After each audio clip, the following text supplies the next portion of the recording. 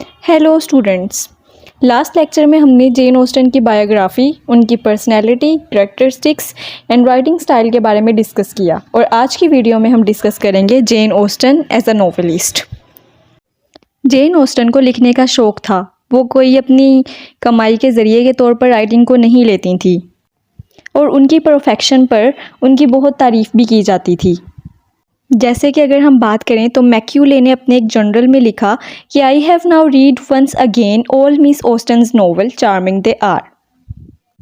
There are in the world no composition which approach near to perfection.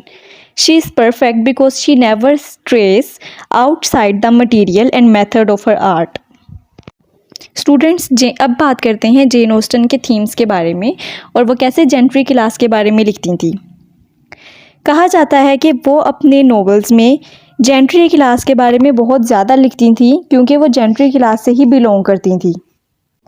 लियोने Willard ने इनको इस बात पे पॉइंट आउट किया कि the gentry that class which is essentially proper to English society holding to the aristocracy as well as to the middle class and forming a link between them is not only the class which Jane Austen knows best, it is also the only class that she wishes to know. वो कहते हैं कि gentry class English society के लिए बिल्कुल appropriate है because aristocracy और middle class gentry class में आती है, मीन्स वो इनके दरमियान लिंक बनाती है। और ये सिर्फ वो क्लास नहीं जिसके बारे में जेन ऑस्टन अच्छे से जानती हैं, बल्कि ये वो क्लास है जिसके बारे में वो जानना भी चाहती हैं। जेन ऑस्टन के नॉवेल्स को डोमेस्टिक कॉमेडी भी कंसीडर किया जाता है। वो फ्रेंच रेवोल्यूशन में भी रहीं और नेपोलियनिक वॉर्स में भी, लेकिन उन्होंने कभी अपने नॉवेल्स में इन हिस्टोरिक इवेंट्स को मेंशन नहीं किया। ना तो उनके नॉवेल्स में कोई एडवेंचर देखने को मिलता है, ना तो कोई सेंसेशनल इंसिडेंट्स और ना ही कोई रोमांटिक म्यूजिक। लेकिन उनके नॉवेल्स में इंसिडेंट्स होते हैं कुछ इलोपमेंट्स के। जैसे कि अगर मैं आपको एग्जांपल दूं तो लीडिया और मिस्टर विकम का प्राइड एंड प्रेजुडिस में, जूलिया और हेनरी का मैंसफील्ड पार्क में। They are, however, in no sense romantic affairs, but fall in the natural course of events in the story. Irony is the most important element of Jane's comic vision. चलें तो irony के बारे में बात करते हैं। किसके रेफरेंस के साथ? इसके लिए आपको एक रेफरेंस देना ज़रूरी है ताकि आप अच्छे से इस थीम को समझ सकें। प्राइड एंड प्रेजुडिस के रेफरेंस के साथ मैं आपको irony को समझाती हूँ। The basic feature of irony is a contrast between a reality and appearance. Students, यहाँ पे दो आयरनी होती हैं, एक वर्बल आयरनी और एक सिचुएशनल आयरनी। अगर हम वर्बल आयरनी के बारे में बात करें तो ये कॉन्ट्रास्ट होता है अपीयरेंस, मतलब किसी भी स्टेटमेंट की अपीयरेंस में, मतलब उसके मतलब की अपीयरेंस में, और इट्स रियल मीनिंग। और सिचुएशनल आयरनी हमारे पास होता है expectation and fulfilment of the situation. और आयरनी ऑफ करैक्टर की बात करें तो ये कॉन्ट्रास्ट होता है अपीयरेंस में और रियलिटी ऑफ करैक्टर में। अगर हम प्राइड एंड प्रेजुडिस में आयरनी के एलिमेंट को डिस्कस करें तो ये पूरे नोवेल में ही प्लॉट के साथ साथ चलता रहा है। जो भी करैक्टर्स हमें नज़र आए हैं उनमें कहीं ना कहीं आयरनी हमें नज़र आई है प्राइड एंड प्रेजुडिस में। जैसे कि अगर मैं आपको एग्जांपल दूं, डार्सी और विकम परफेक्ट एग्जांपल हैं आयरनी के।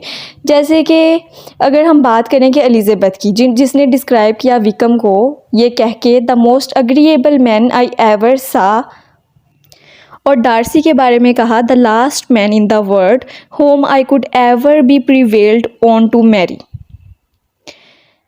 ये इसके ओपिनियन जो हैं फिर दोबारा से रिवाइज हुए, मतलब इनके ओपिनियन का बिल्कुल ऑपोजिट हुआ नोवेल में।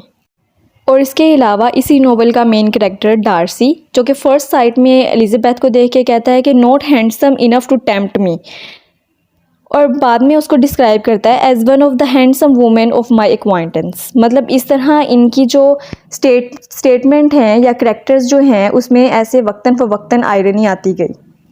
डार्सी खुद तो अपने फ्रेंड जो है मिस्टर बिंगले उसको बचा रहा था कि वो बेनेट सिस्टर्स में किसी से शादी ना करे, लेकिन फिर उसने डार्सी ने खुद ही एक बेनेट की डॉटर से शादी की। फ्रेंड्स, अगर हम जेन ऑस्टन के ह्यूमर की बात करें तो वो डेलिकेट है, mean she never exaggerate the fun. और उनका ह्यूमर जो है वो सिचुएशन के मुताबिक होता था। उनका ह्यूमर जो था कहा जाता है कि कल्टिवेटेड और जीनियल था। ये ह्यूमर था एक ऑब्जर्वर का, एक रिफाइंड सेटिस्फाइड ऑब्जर्वर का, रादर देन एक ऐसे ऑब्जर्वर का, मीन्स ऑब्जर्वर नहीं, किसी रिफॉर्मर का। इस वजह से उनका जो सेटायर था वो माइल्ड और जीनियल था और मोस्टली वो आयरनी के साथ मतलब ओवरलैप करता था।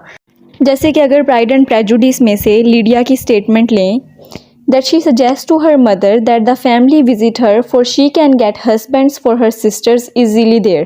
तो इस पे एलिज़ाबेथ जो है वो रिमार्क करती हैं, उनकी यहाँ पे मैं आपको डायलॉग सुनाना चाहूँगी। I thank you for my share of the favour but I do not particularly like your way of getting husbands.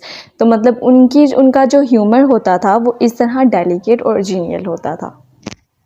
अगर हम इनके प्लॉट और करैक्टर डेवलपमेंट की बात करें तो कोई करैक्टर या कोई इंसिडेंट इनके नोवेल में ऐसा नहीं जिसकी कोई ना कोई कंट्रीब्यूशन प्लॉट में या नोवेल में ना हो।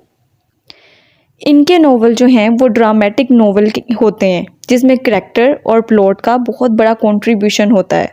वो करैक्टर्स को ऐसी क्वालिटीज़ देती थी जो कि एक्शन डिटरमिन करता था, और एक्शन ऐसा होता था उनके नोवेल्स में जो कि करैक्टर्स को चेंज कर देता था, और हर चीज़ जो है वो नोवेल को आखिर तक ले जाती थी।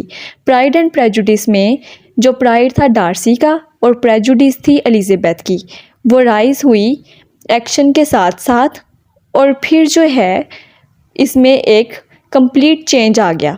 डार्सी ने प्राइड छोड़ दिया और एलिज़ाबेथ ने अपनी प्रेजुडिस छोड़ दी, और हीरो और हीरोइन जो हैं वो एंड पे यूनाइटेड हो गए। इनके बारे में बेकर जो है वो प्राइड एंड प्रेजुडिस को डिवाइड करता है प्लॉट की बेस पे 5 एक्ट्स में। फर्स्ट तो आ जाती है बिगिनिंग, फिर डेवलपमेंट ऑफ कॉन्फ्लिक्ट, फिर climax in the middle of the plot, followed by the decline of conflict and final resolution. Austen की ये जो स्किल है, जो क्वालिटी है गुड और बैड रखने की, किसी भी करैक्टर में कुछ अच्छी बातें और कुछ बुरी बातें उस करैक्टर में बनाने की, वो करैक्टर को रियल और लाइफ लाइक बनाता है जिससे कि आम लोग रिलेट कर सकते हैं। और अगर हम इनकी प्रोज राइटिंग के बारे में बात करें तो जेन ऑस्टन अनडाउटली जो है वो एक ग्रेट प्रोज स्टाइलिस्ट हैं। अगर हम बात करें जेन एज अ प्रोज स्टाइलिस्ट तो कहा जाता है कि वो इंग्लिश राइटिंग के मतलब इंग्लिश राइटर्स में से एक ग्रेट प्रोज स्टाइलिस्ट मानी जाती हैं। वो हमेशा प्रॉपर और एक्यूरेट वर्ड्स यूज़ करती थी, उनके सेंटेंसेस बैलेंस, क्लियर, प्रिसाइज थे, उनकी राइटिंग बिल्कुल सिंपल और लाइवली होती थी। वो कुछ टाइम डिक्शन जो है वो ज़रा फैंसी यूज़ कर लेती थी, लेकिन उनके डायलॉग्स जो होते हैं वो बिल्कुल नेचुरल और ऐसे डायलॉग्स होते थे जो कि करैक्टर्स को बिल्कुल सूट करते थे। डॉक्टर चैपमैन उनके बारे में कहते हैं कि one of the most accurate writers of dialogues of her own or any age, Elizabeth के बारे में। That's all for today students. I hope you get all idea about Jane Austen as a novelist. Last video में हमने इनकी biography, writing style वगैरह के बारे में डिस्कस किया था। अगर आप जेन ऑस्टन के बारे में और जानना चाहते हैं तो मैं उस वीडियो का लिंक आपको डिस्क्रिप्शन में दे दूँगी, आप वहाँ से इसको चेक कर सकते हैं। That's all for today. Stay blessed and stay connected.